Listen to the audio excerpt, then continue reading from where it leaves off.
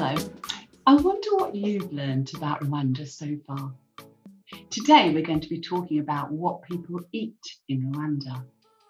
And I wonder, before we start, whether you can just think about what you had to eat today. Close your eyes if that helps. Think about what you may have had for breakfast this morning.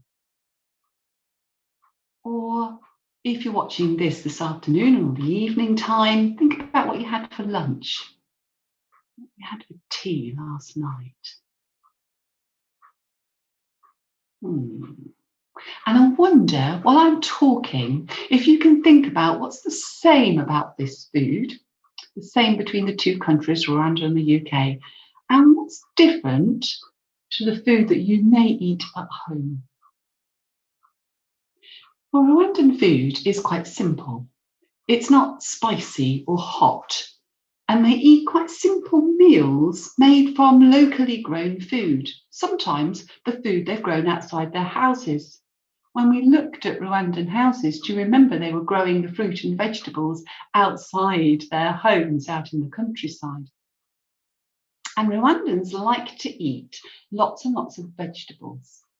So they like sweet potatoes and potatoes, corn, fruit, lots of different sorts of beans, and they really like something called cassava.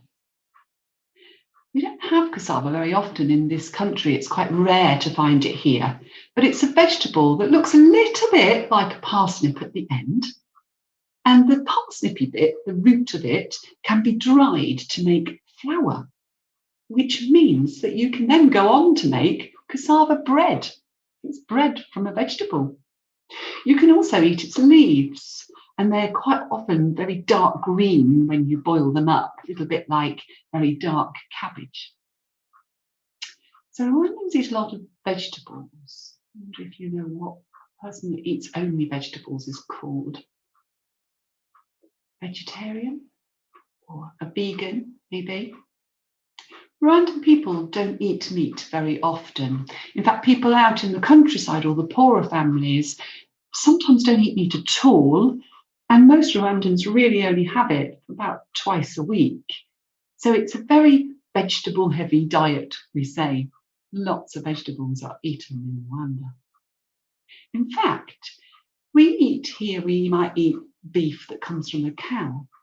But in Rwanda, to own a cow makes you really quite important in your village. So people don't often kill a cow for meat. They would keep it as a bit of a symbol of being a little bit more important. People in large cities like Kigali will eat meat more often, usually beef or chicken. And of course, the fish. I wonder if you remember when I visited the market. If you haven't seen that lesson yet, watch when I was at the market. You'll see fish being sold. Do you remember right at the beginning of this topic, we talked about Rwanda having a really big lake. I wonder if you can remember the name of the lake. Remember Lake Kivu? Can you remember how many Great Lakes there are in the whole of Africa? We talked about how many there were. Who can remember that? 5 Great Lakes, and one of them, Lake Kivu, is in Rwanda itself. And in Lake Kivu, you'll find a fish swimming called tilapia. And tilapia is a very, very common food to see if you go out to eat in Africa. And in Rwanda, you will see tilapia on the menu. I actually ate it once, baked, and it had been baked in cassava leaves. So it had green leaves all over it, and underneath the leaves there was the baked fish. It was absolutely delicious. For puddings or between meals sometimes, Rwandan people like to eat fruit.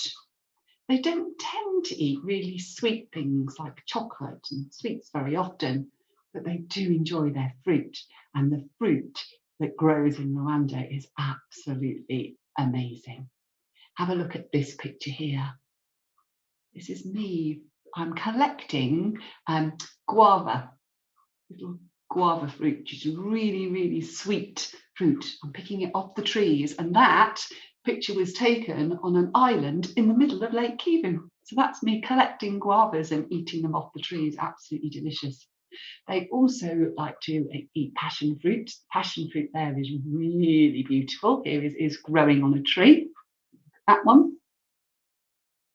And lots of the tropical fruit grows in Rwanda, mangoes and pineapples and papaya. But the most common fruit you will see are these. Bananas. There are banana plantations all over Rwanda. Everywhere you look, you can see banana trees growing. They're absolutely huge, the bunches. Have a look at the bunch here. Just lots and lots and lots of bananas all growing together, coming down in a great big bunch there.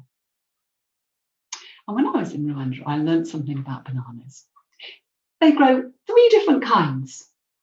One is the dessert banana, the sort of bananas that you will have, although in Rwanda they're smaller. They're about half the size of the bananas that we have here in the UK.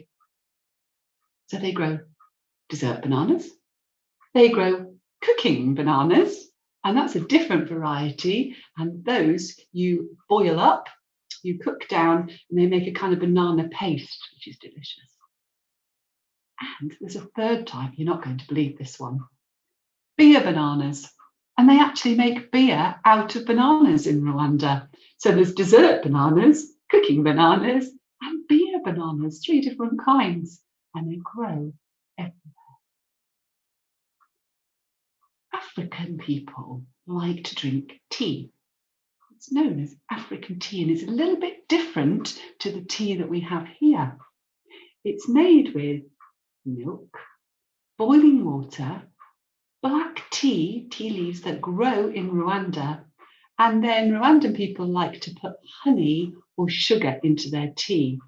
It's quite weak and quite watery tea, but they really enjoy it. They also sometimes will add spices to it, a spice called cardamom and ginger, and it's delicious. They also grow coffee in Rwanda, and sometimes in the shops here, next time you're in a supermarket, have a look out, because in the coffee aisle you can sometimes find coffee that's actually made in Rwanda. I've got some here, have a look. There are coffee plantations all over Rwanda and the countries surrounding Rwanda, Burundi and the Congo and Uganda. You can see a picture of me here, and I'm roasting some coffee beans. We visited a coffee plantation while we were there, and you'll see how I have to spin that kind of dish thing round to get rid of all the little husks and things off the coffee beans, just so the bean itself is there. It's like a sort of sieve, and then it's roasted over a fire. Have a look at this lady here. She's roasting the coffee beans.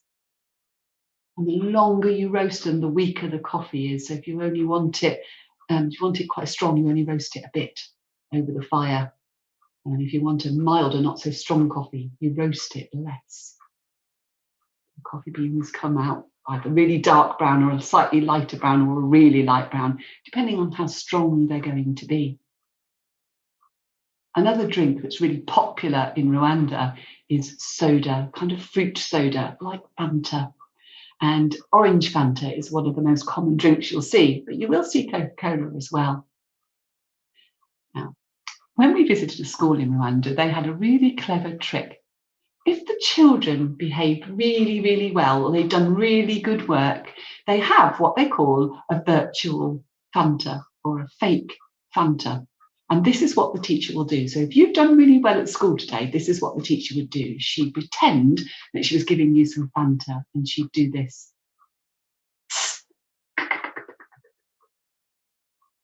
Watch it again. She goes. Pretending to drink some nice cold Fanta. And that's the sign that you've worked really hard. The children are showing it to me here in this school. Have a little look at this film here. It shows the children having their virtual Fanta, not a real one.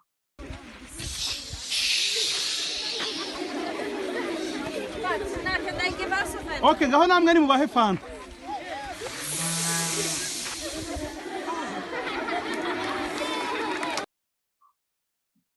that's the food in Rwanda.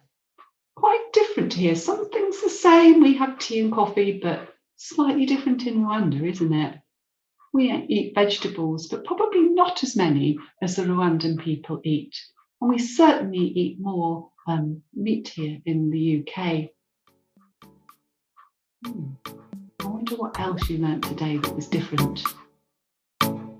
See you next time.